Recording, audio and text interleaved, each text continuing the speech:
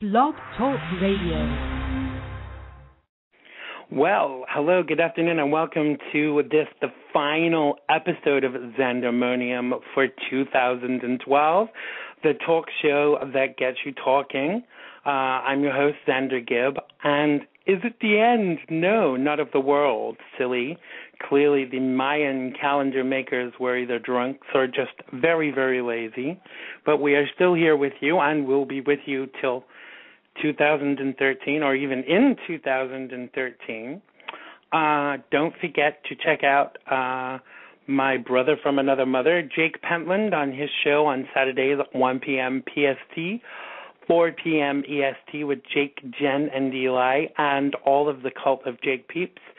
God help us. And right after my show, 3 p.m. PST, 6 p.m. EST, you can join his sisters, Brandy and Jenny, for a very interesting show called Time Out Seat. I love it, but I never get to listen to it live unless they are broadcasting in the week because they clash a little bit with my show, but go and listen to them. So this is the end of the year show on XANDERMONIUM, where we're going to take a satirical look, a side swipe, and a piss take, if you will, and even a serious note of some of the occurrences of 2012. Wow.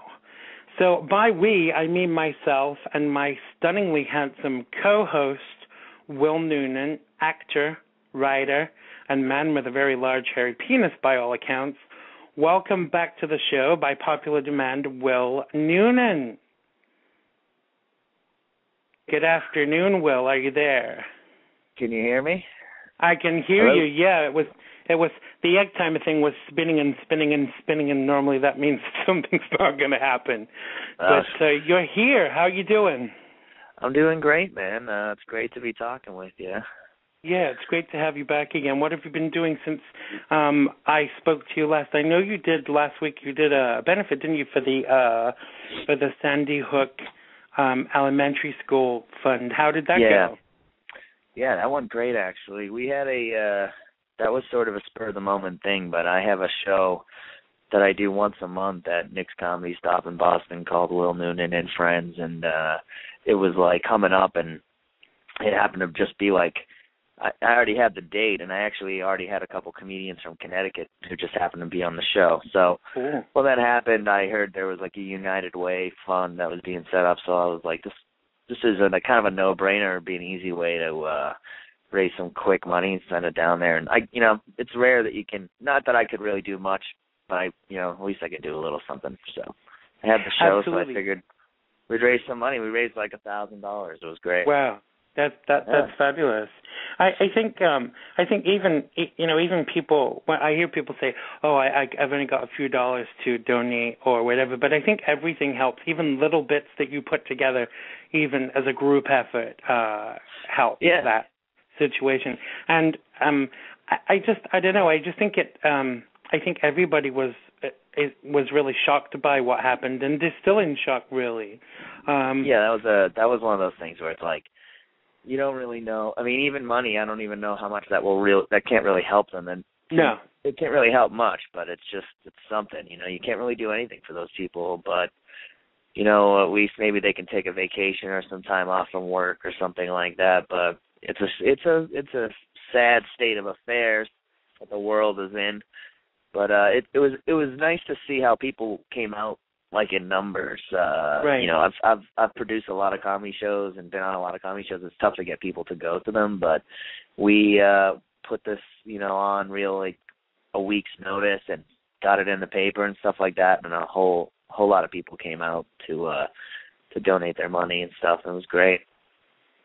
And I think the difficulty must be, as a comedian, obviously there's no humor in what's happened, and I suppose it leaves you kind of walking that tightrope as to what you can say and what you can't say. And we have this conversation all the time about what is funny and what isn't funny. But I don't know.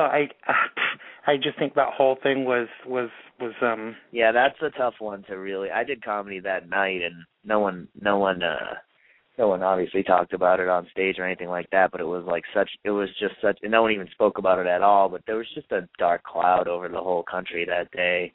I hear that. No one was really going to have an awesome time that night, but it's like, with time, it'll never be funny, that's for sure, but with time, maybe they'll be able to see some sort of like I kind of considered, since I was hosting the benefit, I thought about writing like a song that was just like kind of making fun of gunmen, like kind of just taking the piss out of like the lone gunmen and how they're like losers and shit. Yeah. But I was like, I don't know if I'll really be able to accomplish that. And I know that's the kind of thing. If you mess it up, it's just so bad. Yeah, it's so even when you're doing something serious on the subject, like 2 weeks ago, we the last section of the show, we talked about gun control and mental health and all of these things, and you've even got to be careful the phraseology that you use when talking about these things, because you have to actually be very choosy about the words that you say when talking about these things, because I put my foot in it several times, and obviously it was something that had hurt me, upset me, and shocked me. So none of it was intentional, but it's so hard to find this political correctness in an era where the things of this nature happen. Yeah. But what a year, 2012. I mean, there's been so much funny shit happen, let's get off of this. Yeah, let's depressing stuff and move on. Absolutely. Let's talk about some of the funny shit that's happened this year and things that have pissed us off. Because I know if you're anything like me, there's been quite a few things that have pissed you off. But what made you laugh? The Mayan tell me thing that really first of all. When? With the Mayan calendar stuff, that was like, because I'm not even going to lie, like I think I 99.9% knew it was bullshit, but that 0.01% of me was like terrified. I think there's always that little bit of doubt. I mean, I didn't, I in all honesty, I didn't really believe it. I know people that were stocking up and buying stuff like there was going to be some cataclysmic event.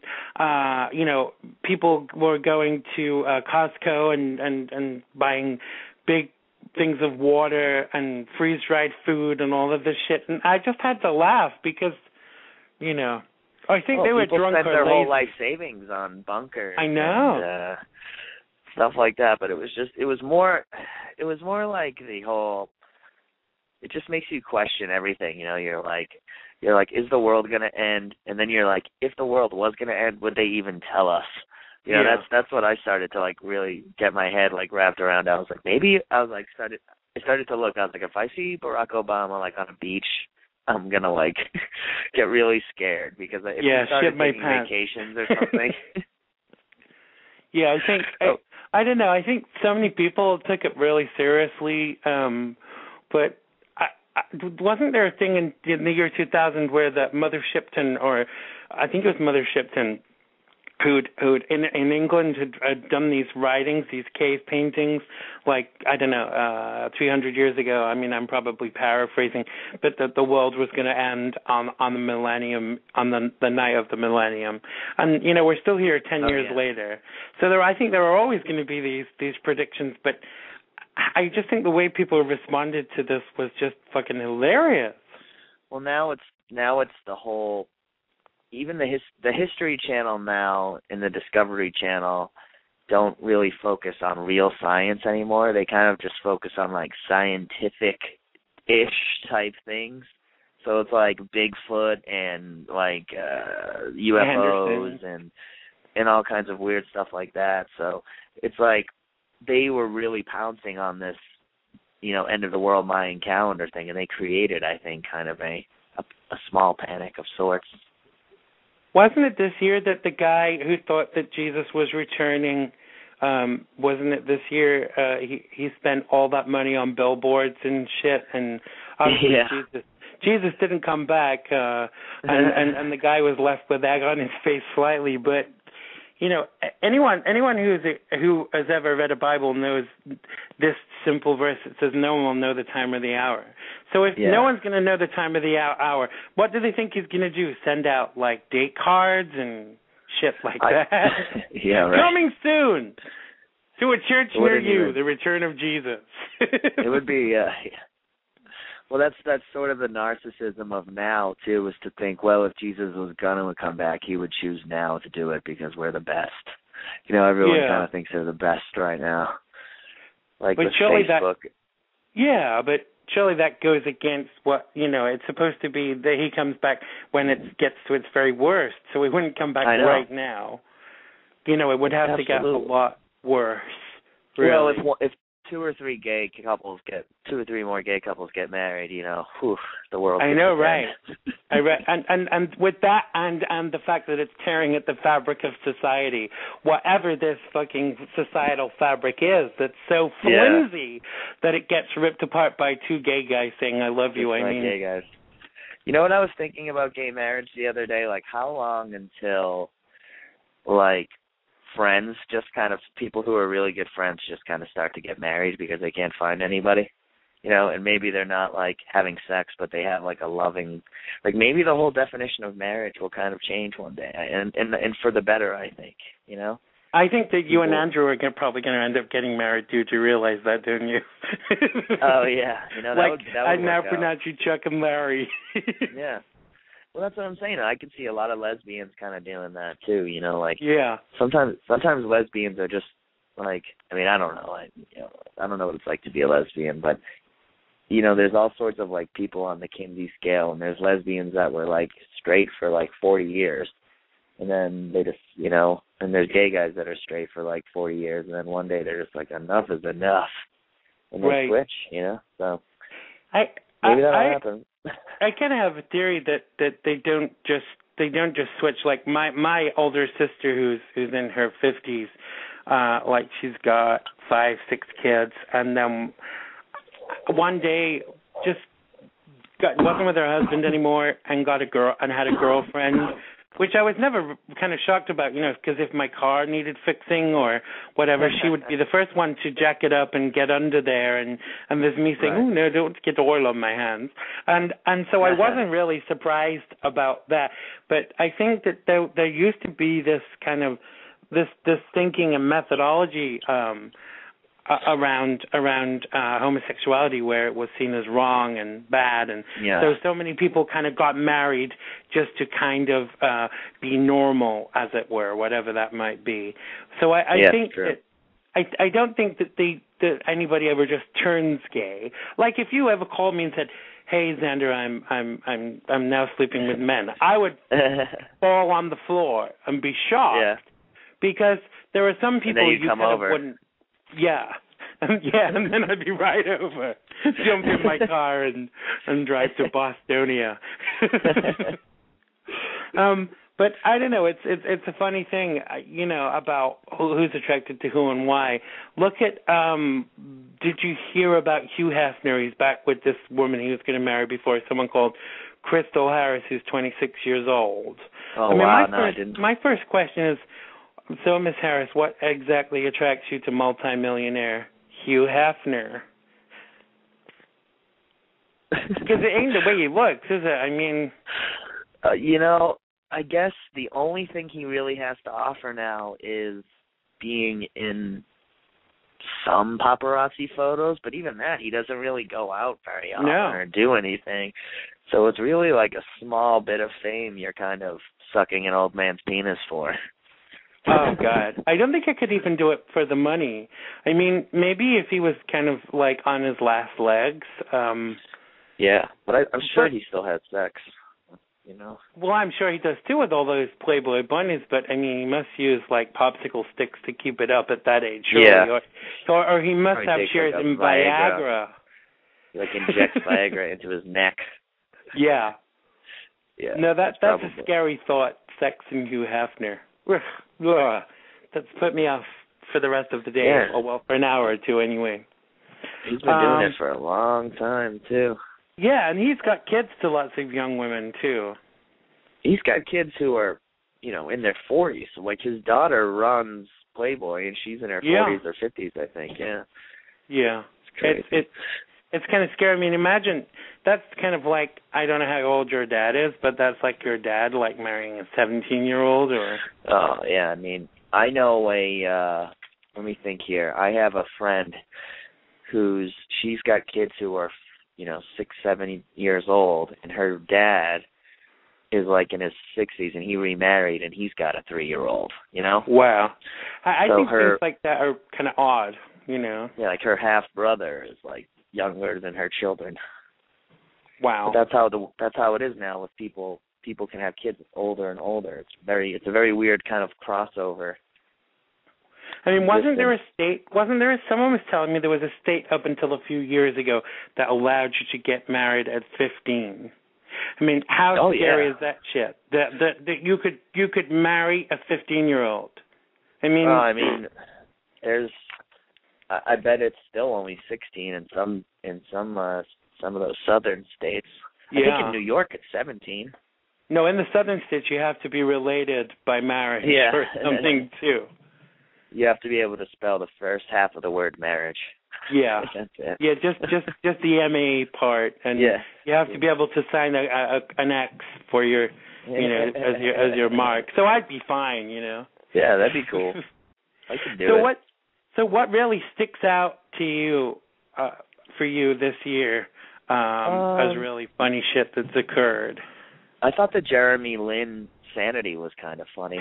Yeah, that was kind of odd.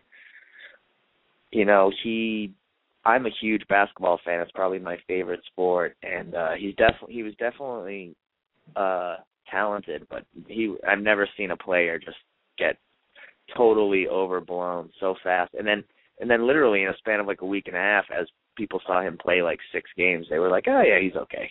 And then it just kind of evened out. I mean, I'm not particularly into sport, but I know who the guy is, and I mean, the gays really love him. I mean, it's kind of it's funny. He's a great role model, and kind of he's got a great story. He's went to Harvard. He's Asian. He's like this hardcore Christian guy. He was living in like a tiny apartment in New York. So all those things are really like, all those things are extremely rare in the NBA. But there was this whole thing where it was like, hey, like this guy's setting the NBA on fire, even though he actually is having a pretty good season this year. So people can't take anything away from him. But he's like more of a he definitely made a whole lot more money than he is really worth as a basketball player. But he's worth a whole lot as a media commodity. Right. I think we're seeing more and more of that in the United States, though. I mean, just take for instance the Kardashians. I mean, I would have easily predicted that by now we would be sick to shit of them, because they've got no discernible talent, and it's all about how famous they actually are, and they're only famous for being famous. I mean, you know how that all started, don't you? Kim Kardashian got famous off the back of a sex tape. Yeah, Ray J. Yeah. Ray J's huge penis. Have you ever seen that sex tape? His penis. No, but I'd like to, because I think Ray J's quite hot. But she puts totally both of her hands on his penis and still has plenty of room. Wow.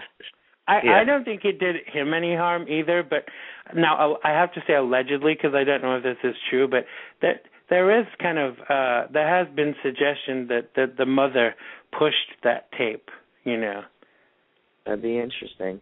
I wouldn't be surprised if they knew and just kind of I wouldn't be surprised if they found out it was getting out and then just kind of let it go, Yeah, screw it. Let's see what it does for us. I mean, let's face it. Look, that these people are multi-millionaires.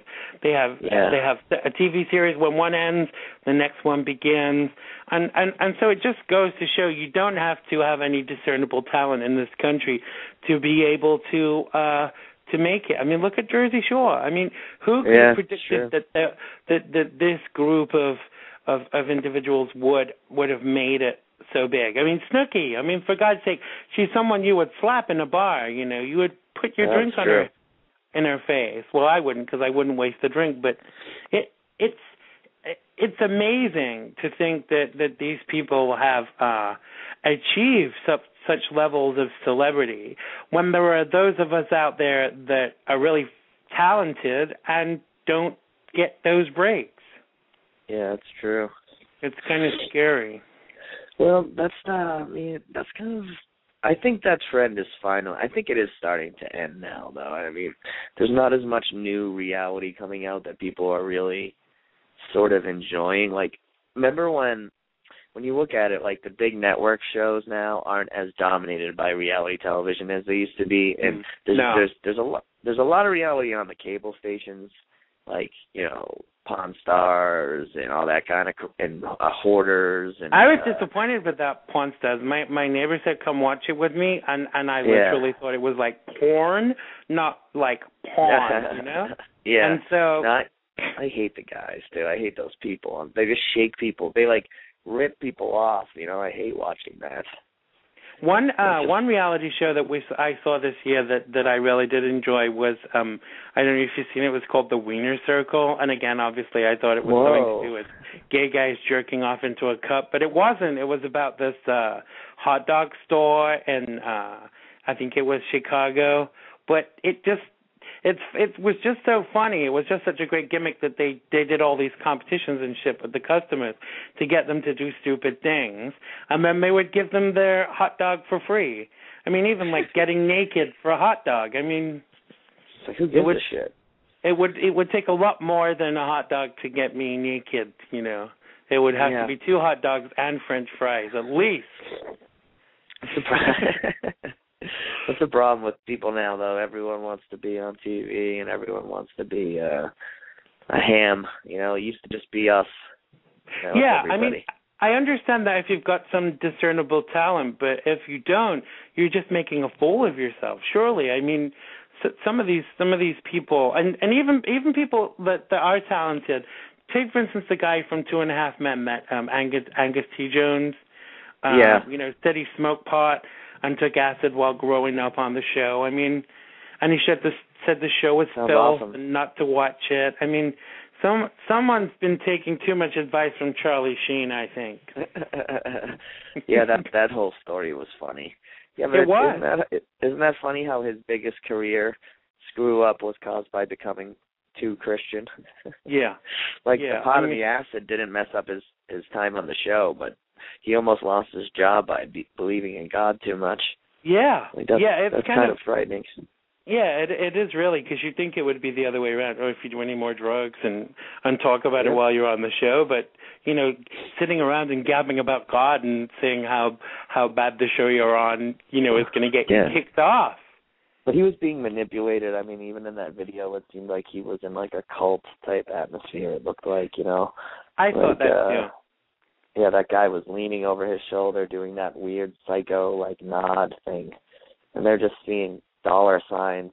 This kid's worth so much money. He's probably had no childhood whatsoever. He's looking for guidance somewhere, and they're taking advantage of him as well. Kind of reminded me a bit of that guy, what was his name, from Growing Pains, that went on Piers Morgan and said all that shit about gay people. Kirk Cameron? Yeah, Kirk Cameron. He first of all, I thought he was gay, but then I found out that he's married with kids. I mean, the guy makes me look butch, so that's scary to start off with. But secondly, he sits there spouting all that shit about the homosexual lifestyle. I mean, I've never bought a lifestyle magazine and it'd be full of homosexuals and how they live and how their curtains are draped, but I think it's hilarious when they talk about it as a lifestyle. But the whole thing about that got me was, I think Piers Morgan knew which buttons to push with that guy, and he sensationalized it all, you know? Oh, yeah. Piers Morgan is pure just sensationalization and ratings. You know, that's all that guy cares about. Yeah. I mean, right after that Sandy Hook Elementary School shooting, he did a town hall style show, and he had people on from the NRA, and they were saying, yes, I love shooting. What the fuck else is someone from the NRA going to say? They're not going to say, I hate shooting and it's bad. And I think that, you know, if we were giving out any awards on this show, the award for the most sensationalist idiot has to go to Piers Morgan because that's all he does, you know? Well, and he just tries to he's trying to cash in on, he's trying to like capitalize on a horrible tragedy too, and it was so clear. Even most of the media, I think, had sort of they showed a little class and kind of backed off the whole thing a little bit. I noticed that too. Yeah. I mean, I know it was a point for these things to be discussed, but I do think that, I mean, I agreed with a lot of his suggestions, but for me, it's not just about how good your suggestions are, it's about how well you put them across. And I think that he kind of put them across in such a way that the message was lost, really. Yeah, and he was, you know, those shows, they get on people. There's like a list of 30 people you could call to come on your talk show and talk about guns, and 15 of them will hate him and 15 of them will love him. And I think he goes for like the dumbest, most weird people he can get, and he just puts them on, and he just likes to get it all on video, you know, as much crazy bullshit as he can. I don't like that guy, Piers Morgan. I don't know. There's just something about him. But there's always been someone who he fills like a role. You know, Geraldo used to do it, and remember that guy Morton Downey Jr. There's always someone who's kind of, and Glenn Beck, like that guy Glenn Beck. He's the fucking scum of the earth. I think that didn't he lose his show? I don't think it was this year. I think it was last year. But I think Glenn Beck lost his show because he pissed off the advertisers so much. Anyone who believes that show. Guy. Yeah. Good old-fashioned snake oil salesman. Yeah, absolutely. Yeah, there's a lot of those in this country. A lot of snake oil salesmen. What about the? Go on. Sorry. No, I was going to say it's a big industry right now. It's like a non-stop kind of, because it works. I mean, the Kardashians are the biggest snake oil salesmen of all. They've made themselves millionaires on absolutely nothing. Can you tell me what the product is? I mean, I know they have this byline of makeup and socks and all these things that they've managed to tout to us that we want to buy, that we buy, but What is the original product? I mean, I can't pinpoint it myself. You know, is it Kim Kardashian's ass? What is it? You know, because there's nothing tangible about it. Yeah, what about it's so this? Weird.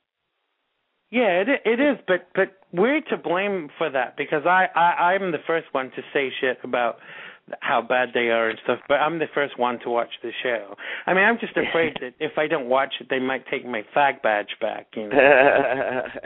So what about the federal judge in Ohio that ruled that the guy on death row is too fat to be executed? I didn't hear about that one. Yeah, I mean, to me, that's like the ultimate Twinkie defense, isn't it? Really? I mean,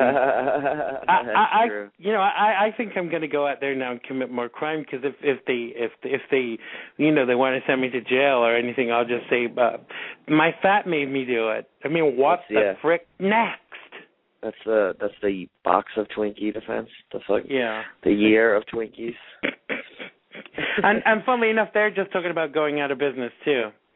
I always wonder how do people get so fat in prison, and how do they I don't know. You know, they can control how much food they eat. I mean, why do they?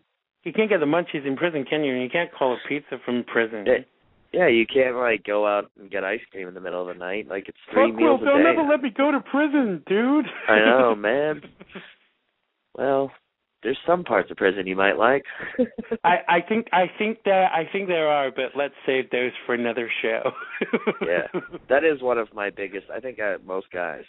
I mean, I think that's most people who aren't criminals' biggest fear is going to prison. You know, I mean, I think it's anybody's fear really, because even if you, God forbid, if you're driving your car and you're totally straight, like, you know, no drink, nothing in your system, and you happen to kill someone, you could still end up in prison for that.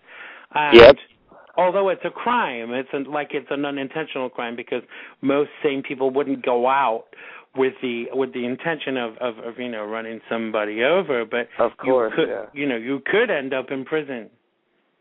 Yep, anything could happen. I mean, like, From people, completely innocent people go to prison all the time for random things. You know, they look like someone who did something and they were in the wrong place at the wrong time. That's the kind of thing that's scary. That is very scary. And it's prison.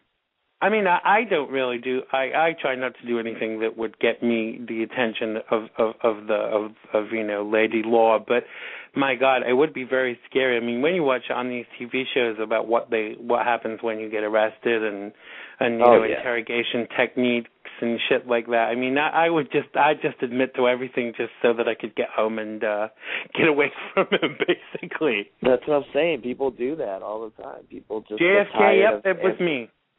Yep, they answer the same question 50 times, and they go, forget it.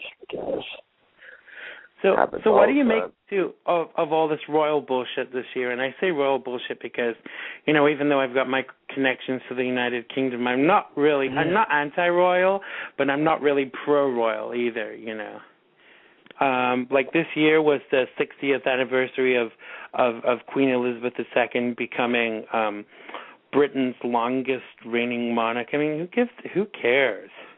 Yeah, I mean, I appreciate that, but it's kind of the same as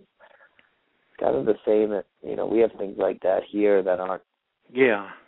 It's not as official, but it's like pageantry, and I dig it. It's cool to check out every now and then. But when it becomes something that, like, if the debate about the monarchy reaches America, it's kind of it's reaching too far. I think it's cool that they have their weddings and when stuff like the jubilees and stuff are great, but they shouldn't go too crazy. You shouldn't spend too much money. But what about? I thought it was really funny that when I shouldn't say it was really funny, but it was funny as in peculiar that those two Australian radio show hosts called up the hospital and was pretending to be the Queen. I mean, first of all, you could hear the Australian accent, so I don't know why the woman was taken in. I mean, she obviously felt very stupid, but she hung herself over it. I mean, I know. How scary is that shit, But you know what? There's more and more kind of facts coming out about that. I guess she'd had 3 suicide attempts previous in her life. Whoa. So, this was a woman who clearly dealt with her own troubles, and I'm sure those people. I mean, come on, we're both in show business. I'm sure that was not anything. No one goes into that sort of prank, especially a lighthearted prank like that, if they expect that sort of outcome. And as much as I can't stand Australian people, I'll give them a pass on this one. I feel like I actually felt kind of bad for them. I did too.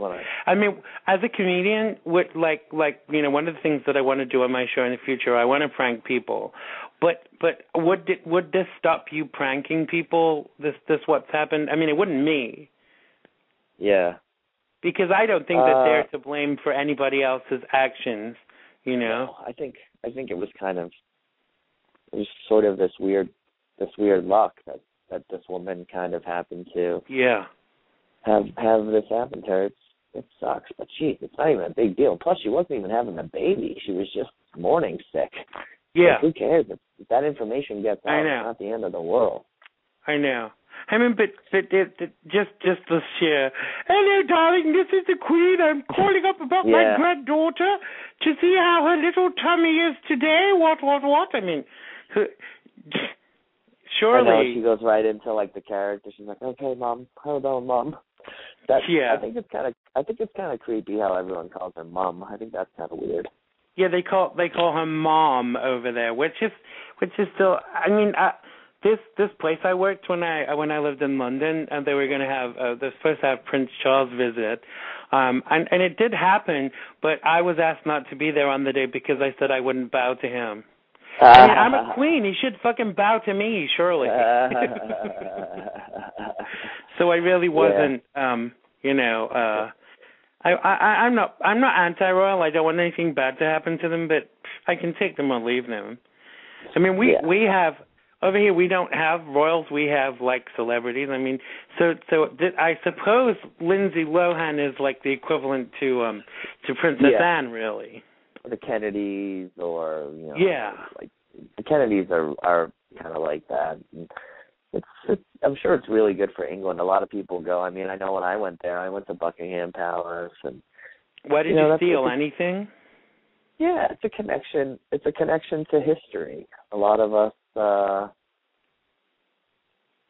I'm into like sort of medieval stuff. So when I go to England, I like to go to like the castle ruins, like on the countryside and stuff like that. And I guess the whole Buckingham Palace thing's kind of like a connection to that, I guess. Do you like all of this? What's it called? Where they get together on a weekend and have like a medieval fair. What's it called? Renaissance fair. Yeah. I would do that. I mean, I've never been to one of. I've been to things like that, I guess, but I've never. I knew been you to would. Much. I saw you in a picture. I saw you in a picture once in like a Roman centurion outfit with a stick with a big spiky ball on the end, and I was like, "There's a joke there somewhere." Yeah, that was in a crappy independent short movie. I've been there. One of hundreds. Yeah, that I've probably been in. I've been there myself. But to go back to go on. Sorry, I interrupted you. No, I was just gonna say how many like if you put every like hour of film that you've ever been on together, it would probably just be endless. Yeah. Yeah, I think especially the crappy stuff you do when you're starting It's funny though that B movie that I did. That B movie was like a Z movie, but that Killer Tranny thing got so much like worldwide attention, and even now people contact me from other countries to do interviews, but they don't want to interview me as Xander Gibb. They want to interview the character, which I think is really odd. It's like I am not the Killer Tranny. I just played this role in a movie. But there are people out there that see me as that character, which I think is Borat. Yeah. Like, are you Borat or are you Sacha Baron Cohen? Yeah, yeah. But he does. Have you seen him do Ali G too? I mean, that guy. Great. I saw him when I lived in London. I saw him on this TV show, and he was doing this. Ali G, and it was like real. And he was outside Buckingham Palace, and the police said, "Sir, could you move along?" And he went, "Is it because I is black?" And the police officer just didn't know how to respond. It was just like, it was so funny. But that guy is comedy genius to me. No, those old Ali Gs where no one knows who he is, those are the best. Yeah, because they were done like they went out and just did it. They filmed it, no script, with real people. So all of the reactions were kind of really real.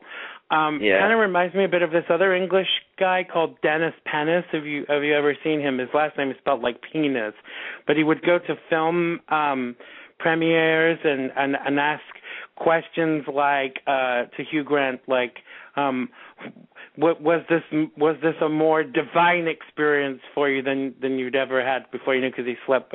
He was doing something with a hooker called Divine Brown.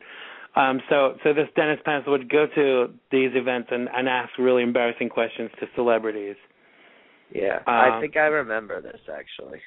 I remember this guy. You have to see it to appreciate it. Really, I can't remember what the guy's name is that was behind the character, but he was very funny. Let's go back to Lindsay Lohan for a minute. Oh yeah. Well, she's struggling financially at the moment, and apparently it's become so bad that the liquor store near her house has canceled her unlimited tab. Oh, that's too bad. But what's even more of a shame is that she has an obsessive stalker. Do you know who that is? No. Not me. Before you say it, but Perez Hilton. Every freaking day tweets about her. I don't follow Perez, but I just think Lindsay Lohan is a tragic story. She was so talented, man. I thought she was going to be a big actress. Like, I don't know if you've ever seen A Prairie Home Companion, but she plays Meryl Streep's daughter, and she's great in that. And she just fucking went off the rails, man. I think it's those parents of hers. They're just money grubbers. Too. I mean, I saw him Freaky Friday, which is supposed to be like a kids movie, but it was a great film with what's her name, Jamie Lee Curtis. And you're right, it is a shame because she has got very good skills. She is a very good actress, but I think she has that, like, she just looks partied out. She does, and I don't think her dad helps either. Her dad has this fame kick going on, and is always doing interviews. And didn't her mother do an interview with Dr. Phil recently? I mean, he's another person that I can't abide. But she looked like, again, you know, I have to say allegedly, she looked like she was off her face on something. Oh yeah, I've seen. There's a family in my neighborhood that, like, one of the family members was, like, killed by a mafia in a mafia hit. Wow. And, like, the whole family has, like, tried to use it to, like, get on TV, you know, or, like, do something. Right. And it's it's like, I've seen it firsthand. I've seen how these people, like, go about. Basically, this guy, he every time I see Lindsay Lohan's father, I think of this guy because I'm like, it's just this desperate, like, I'll do an interview with anybody, I'll talk to anybody, I'm just trying to, like, get on TV, but it's not like acting or comedy or something like that. It's like you're messing around with, like, people's real lives, and you're just using it to get your own little bit of fame, and it's it's like the local kid that was in a well 20 years ago that's still doing these interviews about it. I mean, get over yourself. Yeah, just every time I like to watch those shows where like 48 Hours and stuff, where they, like, go over, like, a murder and stuff. But I always think when I watch them, like, if my family member were, like, murdered, I would never do an interview about it. Me either. I think you would be so. I think you would just be so devastated that it had happened. You wouldn't want to be talking about it like publicly. Exactly. I mean, exactly. And these people, they act like it's just part of the normal thing to just, well, you know, my mom got murdered, so now I got to do A&E American Justice. You know? It's like, no, you don't. But I'm glad they do because it's good television, but they don't have to. Yeah, I think, but sometimes that's kind of creepy. I mean, look at when, what was the woman down in Florida that was tried for her kid? Her kid went missing, and then they found the body. The name escapes me today, but basically her family. Anthony? Yep. She's made money from that, but the reason she made money from it is because she wasn't convicted. She was found not guilty. Right. I mean, has she made money though? I mean, she's kept a pretty low profile. I haven't seen her doing anything. Well, I thought she was supposed to be doing a book. I mean, her lawyer was on The View this year and said and talked about stuff, but I wouldn't be surprised though, because, like, I mean, I don't know what went on there. Didn't she end up, like, she got found not guilty, but didn't they think she actually did it? Yeah. Wasn't it that sort of thing? It was like manslaughter. I think people did, because let's face it, if your kid goes missing, you're not going to go out partying, are you? Yeah. No. I mean, you know, there were just some disturbing facts about that, but I think, you know, even her mother and her father, you know, went on the TV and talked shit about her, and there's just so much of this culture of wanting to be famous. And like I said, it's one thing if you have discernible talent, but, you know, if your granddaughter has been killed, why do you want to become famous for that? It's true. Why do you want to do TV interviews? It's very odd. Absolutely. What I about guess it has to do with money. I think so too, because most people don't do interviews for free. Most people, exactly. If you've gone through something like that, most people will get an agent of some description. Someone they that just come to you. You know, these people. It's an industry into itself, and people will come running and say, "Hey, you know, let me give you, you know, we'll give you $1,000. That'll really help with the cost of, you know, all the things that are happening right now. You can't go to work. You know, people basically have to stop working when things like that happen. So it's kind of crazy. It's a very scary culture, but again, it's one I feel that we feed into. Because if we didn't watch it, it wouldn't be popular, would it? Like all this court TV. when that guy a few years ago was convicted of killing his wife and their unborn child because she was pregnant, and I don't know, I can't even remember his name, but I know people that watch that 24/7. You know, watch the commentary, watch the interviews, and I'm like, what are we turning into as a society, you know? Well, it's true. It's just like we're just as bad. You know, people talk about, remember when they used to just hang people in the town square and everyone would come out and watch? I mean, we're just as bad as those people. We have people the in the same bloodlust. And throw vegetables at them. I mean, I think that should be brought back myself. What about the Pope joining Twitter? I'm not surprised, really, because that just goes to show how uncool Twitter has gotten, I guess, that the Pope is now on there, too. But didn't he say something and then probably lose all his followers? He recently was saying, another one who was talking about the gay lifestyle, but the guy is very scary. I can't remember his exact words right now, but he just, I don't know, it's kind of scary that someone that's the head of an organization like the Catholic Church, where there have been some people that work for the Catholic Church that have done bad things to kids, how he can then liken homosexuality to that. I mean, what the fuck is this guy thinking? I mean, I know what you mean. He's that's my least favorite thing about the Catholic Church is like the Pope and all that stuff. It's like it's basically like another government. It's just another set of bureaucracy to screw everything up. You don't need it. You know his Twitter name is Pontifex. Did you know that was an acronym? No. For pedophiles on narcotics, touching inappropriately, and fondling everyone. How long did it take you to write that, man? Very little time, but I just kind of, because this is the thing. I don't care who you are, what you do, or what you believe, but when you attack me and mine, I'm going to attack you back. And I tweeted him and stuff, and obviously got, the local representative of the Union of Catholic Mothers was pissed with me and was tweeting me back and defending the Pope, of course. Awesome. But it's funny how even like 2 weeks ago he blessed Speaker Kadaga of Uganda. The same week she was trying to pass the Kill the Gays bill. I mean, so where does this end? What does Catholicism come to in 2012 that he can't just kind of slip into the background with all of this that's gone on. They should be getting looser and trying to get more people instead of tightening and trying to get less.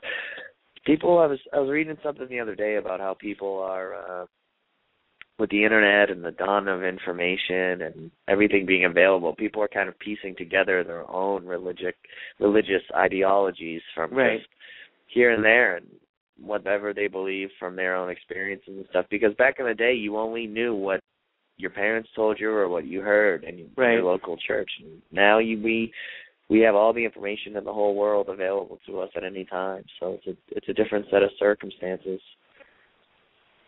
I think that lots of young people are turning away from religion because of these very things, because they're not, I wouldn't want, I'm not a Catholic, but I wouldn't want to be involved in Catholicism when the leader of that group, the leader, the Pope, is spouting such hate and involving himself with people that spread such hate. But I don't know. Call me biased, but I do think that he's got some issues. Let me just give out the phone number, Will, because it'd be great to take some calls. If anybody is brave enough to call in, they can call us on 347-884-9061. That's 347-884-9061. Tell us the highs and lows of the year, what you think was funny, what really pissed you off, what 2012 revealed to you. Give us a call on 347-884-9061. 661. I'm sure we'll at least get a call from Jimmy Noonan. If you're listening, Jimmy, give the call. That was cool. Good old Jimmy Noonan. Yeah, good old Jimmy Noonan. What about Honey Boo Boo? What's she all about? I mean, that shit's gross, man. I never watched the show, but I've seen clips. And I'm just, the clips make me want to lose my lunch. Well, they seem like happy people and they get along with each other and everything like that, but I don't know why they need to be on TV, you know? Yeah. They're just friggin' disgusting examples of the human race. Yeah. Again, it's another example of reality TV, like, turned on its head. I mean, it's scary shit. Because the girl is like, true, and it's weird. Isn't she 25 or something? Really? I guess. I mean, you could go down to Walmart and see that anytime you wanted to. Yeah.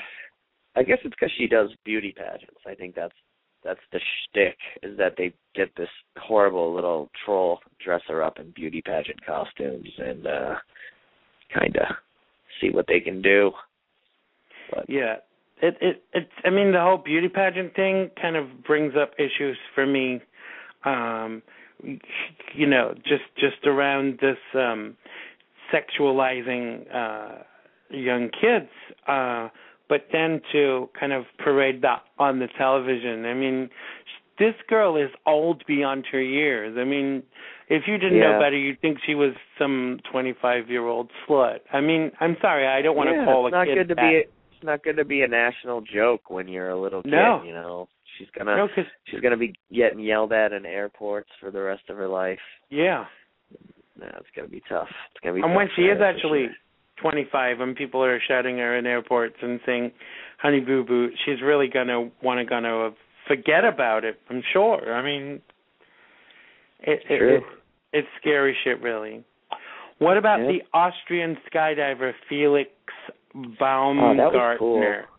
That was cool. I like that. I wouldn't have dared do it myself because I would have shit my pants and ripped the flight suit. But wow. No, I did. I really liked that a lot. I thought that was cool as hell. Why do you think he did it? Yeah, the video was brilliant. I've watched it several times, but he risked death. I mean, I saw an interview with him after that.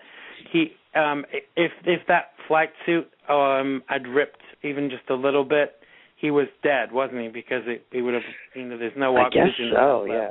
I guess there was a few different ways he could have died. I guess his lungs could have collapsed. There were a few factors that were unknown, and they didn't know how things were going to necessarily happen. So there was a lot of risk there, I think. But that was just cool, man. And that guy's got balls. That's for sure. I don't know about this factor, but I always thought, this. Have you ever heard this theory of that if you drop a nickel off the top of the Empire State Building, it would gain weight and momentum and could kill someone? So I think that's not using true, that theory, it's not true. Right. Yeah, I don't think it is true. But I was just going to say, using that theory, surely this guy would have been so heavy by the time he got back to Earth that I think he definitely would have been. I think he was burning up, though. I think it creates a lot of heat to cut through the atmosphere like that. Wow. So, I mean, when I heard about it, I kind of pictured him jumping out of an airplane someplace really high up. And then when I saw the video, I was like, this guy's basically jumping from outer space. Like, he's as high up as you can really go and still get sucked back in. So, and we all know what that feels like. Exactly. And yet everyone knows Honey Boo Boo's name, but no one knows friggin' Felix, whatever his last name is. Yeah, Felix Baumgartner. I guess it took him years and years and years and years to prepare for that, too. Yeah. Yeah. It must be weird to prepare for one day like that. Yeah. Because you'd have to be pretty fit to do that, I think. Yeah, even to jump from an airplane, you'd have to be pretty fit because you have to land, don't you? And your legs would have to be pretty muscular to cope with that. Because people break legs, don't they? When they do parachutes, because they land awkwardly and stuff. Yep. True. So let's talk about some relationship stuff. Our Pat encased you split back together. Rihanna and Chris Brown split back together. I know. Kim and Kanye, we just want them to split up, but that's a separate issue. I follow Chris Brown and Rihanna on Instagram, and they're always like updating photos of themselves making out, smoking weed together. Smoking weed, I think that is disgusting, Will. Smoking weed together? I mean, what next? I know. They look like they're having fun. I don't know. I think I hate to see a battered woman get, but it seems like obviously it was a one-time thing, and it's been years since that happened now. So, I mean, I'm kind of pissed that people can't. If she's forgiven him, why can't everybody else? Yeah, it was wrong. It's wrong for anybody to lay a hand on anybody, let alone for a man to hit a woman. But so is he always going to be? Is he always going to be seen as this woman beater? I think that it's not fair. Hasn't really hurt his career. He had a great year. Yeah, he's very talented. He had a song this year called "Beautiful People." I don't know. That was probably last year. You'll probably tell me. But that was a fabulous song. I think he's a brilliant artist, and it's sad that one mistake kind of gets in the way for you. Yeah, but he, the like black community and the fans, he's really his most of his fans there, like they totally forgave him. So yeah, I don't think it's much of an issue for him anymore, especially as time goes by. I bet he has a long, if he continues to do his thing, he could have like an Usher type career. Yeah. Continuing to put out songs. I wonder when he's going to discover his what's his name? That 12-year-old boy. What's his name? Bieber. Oh, that's like a separate. That's like a separate issue. Is he 18 now or something? And I saw on the news the other day that he's admitted to apparently experimenting with drugs. I mean, how disgusting! Smoking weed. I mean, what next? I mean, that's the thing. I mean, everybody smokes weed, so it's kind of like, or it's getting to be as casually accepted as alcohol, and it's an alternative to alcohol, so it should be treated as such.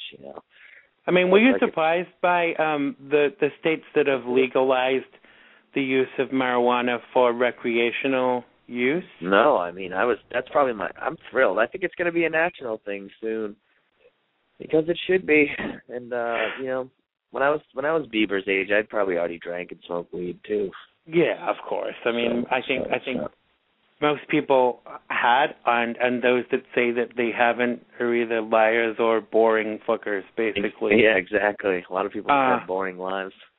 But I have to say, I don't smoke weed, but I do think that if it were legal, I might occasionally, like you would a glass of wine. I think I might occasionally if it weren't illegal in New York State, but I don't know. I think that even this medical marijuana license that you can get in some states, I think that's abused so much that, let's face it, at least if it's legal recreationally, the government are going to get a cut from it anyway. And I think that's probably the motivation behind it, more than allowing the freedoms of drug use. I think that's the bigger aspect of it, that they're going to get a few bucks from it. Yep. And right now it's a time where people need to be making money any way they can, and if people can grow marijuana and sell it, that's just one more job that this country needs. They'll have to have a license for that, so that's more money for the state too. Absolutely. See, it's all about money. We live in a capitalist society. Capitalist, yeah. And I know most people sing the praises of capitalism, but I think it has lots of drawbacks too. Oh, absolutely. It clouds your judgment all the time. Yeah. Constantly. Yeah, because if the way you look at people is about how much money they have, that concerns me too. Because you can be the poorest person in the room, but be the best person in the room. Yeah. New York is big on that. Everyone lives together, but everyone is very aware of where they are on that totem pole of New York wealth. Well, it's one thing I never discussed. I went to brunch today with some friends that were in town from LA, and all the people there were really nice, but some of them were clearly kind of, there were people in the restaurant that were clearly moneyed because the place that we went was kind of in between. It was nice, right? But to me, money is personal. I don't discuss how much I earn. Right. Only with those that need to know, basically. But it's sad that we still have this. How good you are is based upon how much you earn, because I don't think the two equate really. That's true. And so what about? Go on. No, I was going to say, it's a part of society people don't talk about very often. People always talk about race, but they don't talk about class very often, and that's really what separates people. And I don't think class is really always about, what class you're actually in. Class is actually more to do with how you behave. Really. Sure. I don't think we're going to get any callers today, Will, which is really sad. Oh, I don't think anyone's brave enough to call us on 347-884-9061. Where are you, Jimmy Noonan? Time, right? What time are we going till today? We can go longer. I always book a 90 minutes because you never know what's going to happen. What about Roseanne Barr standing for the U.S. presidential election campaign? And although she didn't win, she got a lot of votes. 10,000. 10,000. No. It was more like, apparently it was about 800,000. She got a lot of votes. And most of the votes she got were probably from people that hate Tom Arnold. So that's lots of votes. I'm sure all of those. I mean, he blocked me on Twitter because I said something remotely bitchy about him, and he blocked me. Him and Tom Lakis. Do you know who Tom Lakis is? No.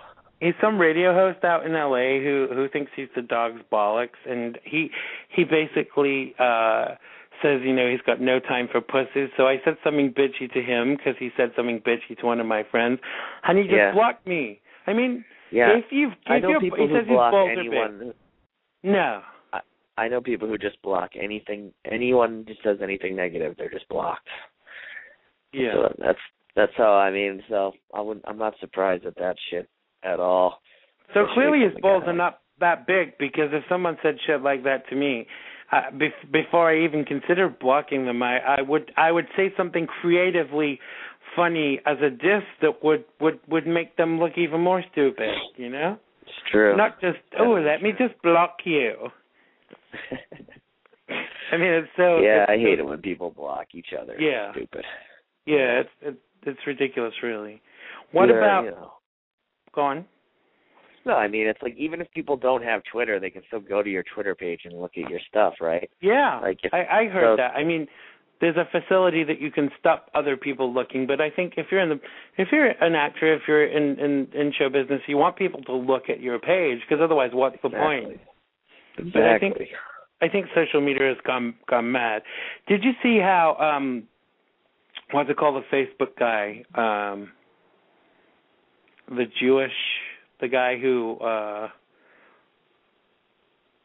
the founder of Facebook, Mark Zuckerberg. Yeah, his sister was pissy this week because she put a picture on Twitter and someone retweeted it to like 10,000 people. Yeah.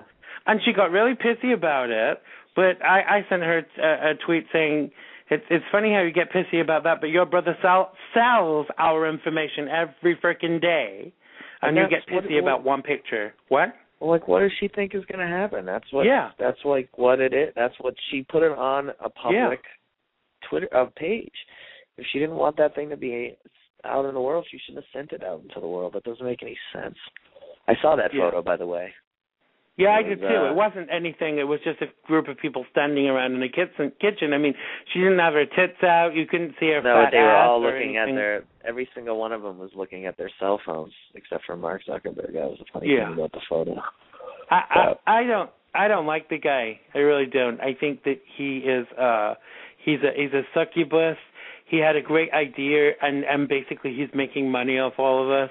And And I think that, unfortunately, Facebook is going to go the same way as MySpace. Because I have a MySpace account, but when was you do too, I know. When was the last time you went on there? Oh, man, it was a long time ago. Yeah. I go on every once in a while as like a joke.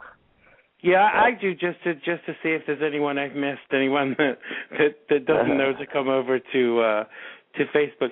But have you tried this Google Chrome thing? I tried it back like when it first came out, but I promptly stopped. I was not a fan at all.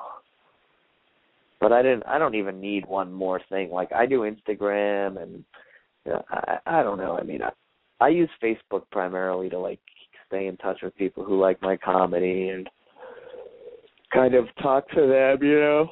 Me too. So what about Bristol Palin's reality show flopping? Quite rightly. I'm not surprised about that at all. She stinks. And that whole story is getting old too. I mean, they're kind of the same as the Lohans in that sense of just trying to do anything to get on TV. And I think the mother is a big bitch. And when she went to LA, when the daughter went to LA, Bristol to film that reality show, she was in this bar, and these guys who were clearly gay, they took umbrage with the things that her mother had said about gay people, and she got really homophobic with them. I mean, you know, I'm not saying this. I'm not saying this. Yeah.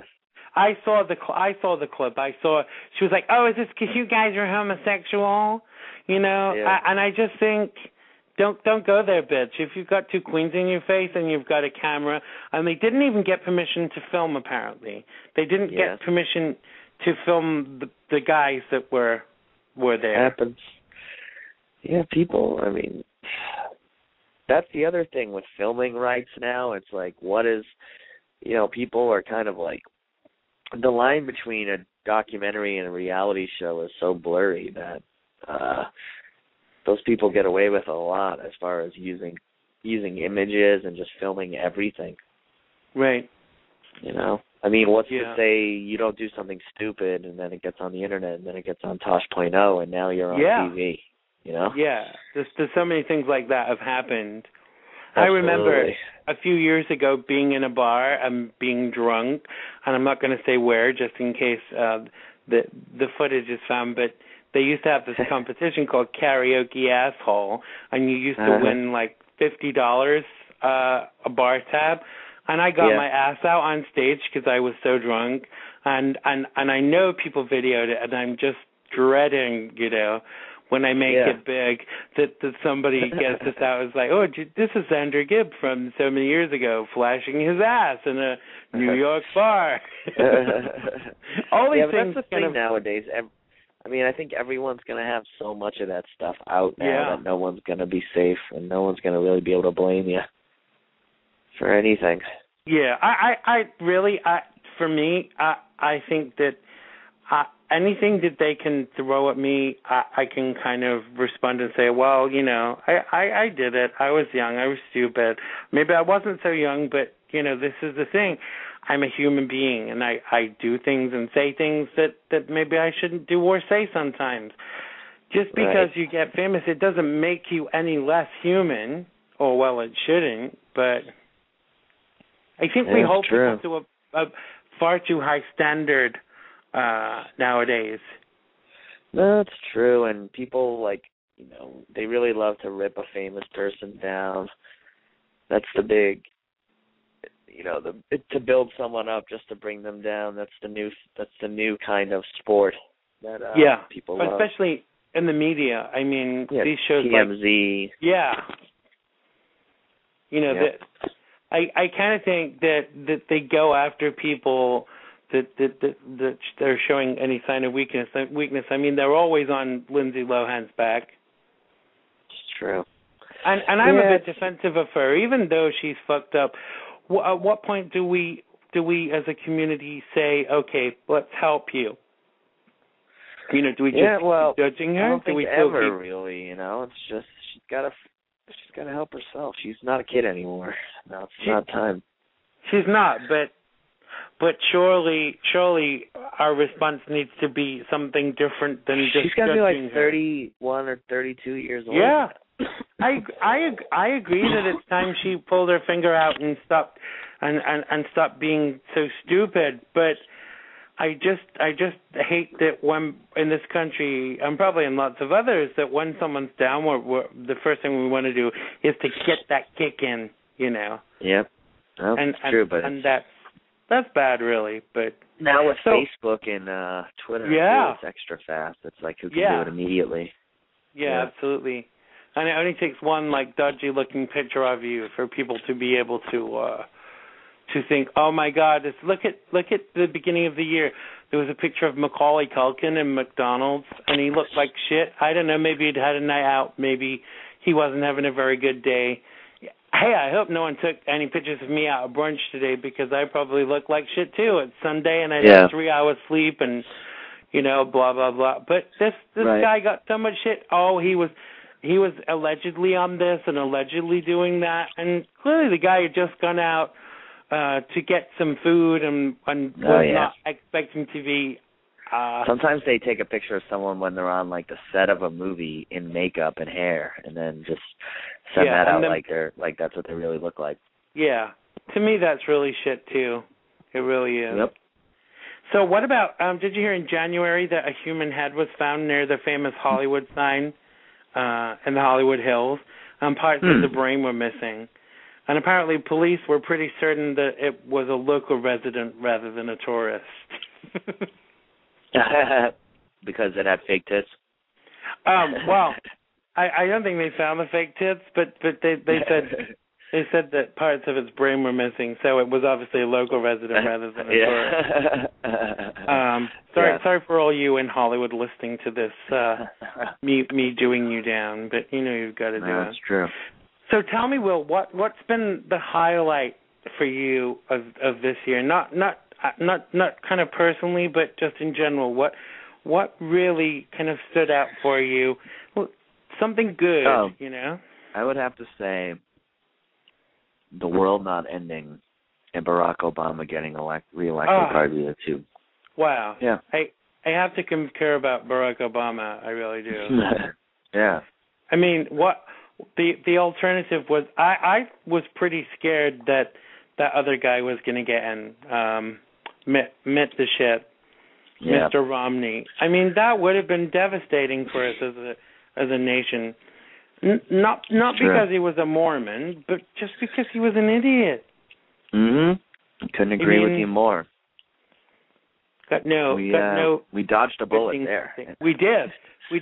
But you know where I think he fell down mostly was because he wasn't prepared to share his information. Like he wasn't going to share how much he'd earned, how much he'd paid in taxes, and when you aren't open and honest about everything, that says to me you probably have something to hide. It's true, and he probably does. He probably has a whole lot to hide, and I don't think you get to be that rich in business without doing some pretty shady things. Yeah. You know. No, I agree. He doesn't belong.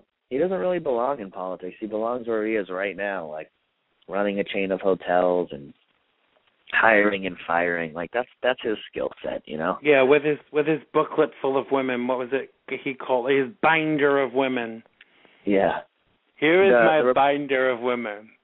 The Republican Party likes to try and like pick a candidate and build them and sell them, you know, whereas the Democratic Party kind of tries to let the cream, I think, rise to the top. I mean, I think Obama was definitely, he burst onto the scene as a senator, but it was a little more organic than, you know, Romney was kind of the chosen one, I think, and they forced him on the people, and the people didn't want him. No, and I think that they didn't have, and they still don't have in the Republican Party, they still don't have a clear leader. No, I guess Boehner, but I don't know, he's a bad leader. Boehner, isn't his name Boehner? John Boehner. I bet that guy got some stick in school. Hey, Boehner, don't start on me because I have to cry. Boo. The guy cries at every single thing. I mean, Yeah, I guess he's a drunk. I guess he drinks all the time, so that's why he cries so easily. Allegedly, Will. Allegedly. I said Yeah. I guess. I slip in allegedly every so often because someone told me that if you slip in allegedly, you can't be sued because it's been alleged. It's not been proven. So what about Good luck the famous collecting on people? anything. Say again? I said good luck collecting on any lawsuits against me. I know. Broke. You can have $1 a week for the rest of my life. I mean, yeah. I ain't got a pot to piss in. They got the pot in the last settlement, unfortunately. Exactly. So what about the famous people who have died this year that have been a shock? I mean, some of them are like older people, like J.R. Larry Hagman and Etta James were old, but Whitney Houston, I mean, my God, who would have? I know she was on a slippery slope with the things that were going on in her life, but that was up there with Michael Jackson, really, I mean, yeah. I would never have MCA from the expected. Beastie Boys, he died this year, too. Who? MCA from the Beastie Boys, he died this year. I didn't know that. And he wasn't very old either, was he? No. He was a young guy. I used to see him when I used to work down at Chelsea Piers. And he used to come in all the time. He was a nice guy. And Stage Stallone, Sly Stallone's son, he wasn't very old either. Yeah, that was a weird one. I mean, a lot of older people, when they die, you don't kind of question it. Like Phyllis Diller, I mean, she was quite old. I mean, she was a doyen of comedy. Vidal Sassoon, I don't think he was that young. Marvin Hamlish, Nora Ephron, Herbert the guy Lom. from Nora Ephron's great. Don Cornelius from Soul Train, he died this year. Rodney King, the guy from the Rodney King. He's pretty young too. Yeah, he was. I think he was early 50s, wasn't he, or something? Donna Summer, she's a gay icon. Donna Summer, yeah. Vidal Sassoon. Yeah, Vidal Sassoon. Hal David. Ravi Shankar. Maurice Sendak, he died. Tony Scott. The guy who drew Where the Wild Things Are. Yeah. What was his name? Maurice Sendak was his name. Right. Yeah, it's kind of funny how I know we shouldn't be less shocked about an older person dying than a younger person, but when people have not kind of like lived a full life, it's even sadder, I think.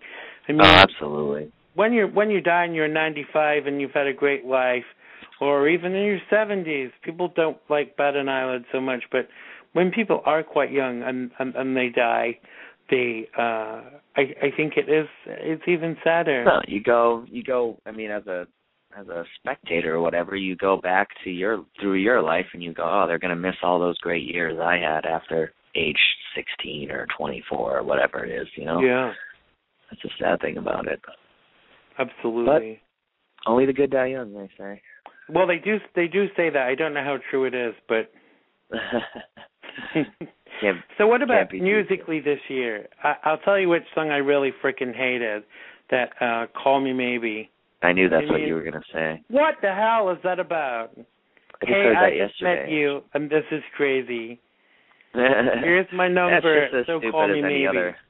Just as stupid as Shake, Rattle, and Roll or any other popular song. It's like the chirpy, chirpy, cheap, cheap, isn't it? I mean, every year it has one. Simplicity, the Macarena, stuff, just simple stuff. So what jumped out as you as being really good musically this year? Kanye West and Jay-Z. I don't know. I think that was this year. Put out a great album. Frank Ocean had a great album. Frank Ocean, I think, has increased in popularity this year, not just due to his music, but due to the fact that he's admitted, I don't know if he said I'm gay or I'm bisexual or that he'd had an experience. I think he said he's bisexual. Right. Whereas I'm trisexual, I'll try anything sexual. Hey. Hi-oh. But I I'm think a cry-sexual. I'll cry after anything sexual. You cry after sex? No, wow. I was just making a joke. I thought that was just your girlfriend. Yeah, so she cries to the police. Sorry, I could. Well, she is 14. No, I shouldn't say that. Oh. She's 16, just turned. She's 15. We're getting married in Alabama. In Alabama, yeah, anywhere in the South. Well, my iPhone app came out this year, the Xander Gibb iPhone app. Oh, I'm going to get one of those, too. I'll have to get yours. It not only berates you fiercely in 27 languages, but it also flirts with your boyfriend, too. Ooh. Every time I say that to people, they're like, you really have an app? I keep getting these offers that would I like a Xander Gibb app, but they charge you to put it together, and you get like 2 cents for every time it's sold. I mean, what is the point? I mean, what would I get an app to do? If you had an app, Will, what would it do? I would just have an app for my podcast and just kind of, because a lot of people, like, especially younger people, they just want to do everything on their phone. So if people can stream your stuff to their phone, you know, absolutely, it just makes it easier. Yeah, my sister-in-law was saying to me today that she just downloads it to her phone and listens to my show on her phone. So hi there, Sonia, if you're listening. Big up to you for listening to my show on your iPod. Sonia. So, yeah, it's been a very funny year, and I think that everybody gets really nostalgic at the end of the year. And so, what's been what's been the big thing for you? Because I know you had a DVD come out this year, didn't you, or was it a CD? A CD. Yeah, it was at the very beginning of the year too. I put it out right before New Year's last year. It was like December 20. It was right before Christmas. I mean, so that was big. It's been a big year for me. A lot of big changes. I kind of just got more, better at this whole comedy thing, you know. Yeah, I think that it takes with anything like this, it really does take a lot of perseverance, because it'd be so easy to just kind of give up, you know? Yep. It'd be very easy, and it's just, people say it all the time, but it's kind of a thing. It's the choice is you have no choice. If you really want to do it, it's the only thing you can do, so you like just have to do it, you know? I agree with you totally, and I think that you have to get out there to find your opportunities, because they ain't going to come knock on your door. You know? Yeah, that's something I wish I figured out longer. You know, a lot of young actors and artists and comedians, you're waiting for people to just discover your greatness, but you really have to like shove it in people's faces before they even glance at it. Wait, are we talking about the same thing here? Yeah, I mean, we're talking about cocks. Right. I thought we were talking my ears just pricked up at you saying Hey-o. So, do you have a New Year's resolution, Will? I'm gonna try and quit cigarette smoking again. Good for you. I think I'm not gonna try. I'm gonna do it. My friend Kobe Cole, I think it's about a year now. He was a guest on my show a few weeks ago. I think it's been about a year now since he stopped smoking, and he's still not smoking. And it's hard. I mean, I used to smoke 2 packs a day, and I've been stopped for over 20 years. But the trouble is you pile on the weight, and that's why a lot of people don't want to stop smoking. But that's my New Year's resolution is to get fitter and to carry on losing weight. I mean, I've lost quite a fair bit of weight this year, but I'm really kind of wanting to get more fitter and healthier. But it's so freaking hard, because everything that's nice is bad for you. So that's but it's hard too. When times get tough, Hurricane Sandy or bad things happen, you know, you want to relax with some good food. Yeah. You don't want to. Yeah, I was saying today that like some people run to a dealer and some people, you know, run to the liquor store, but you know, I run to the refrigerator. Unfortunately.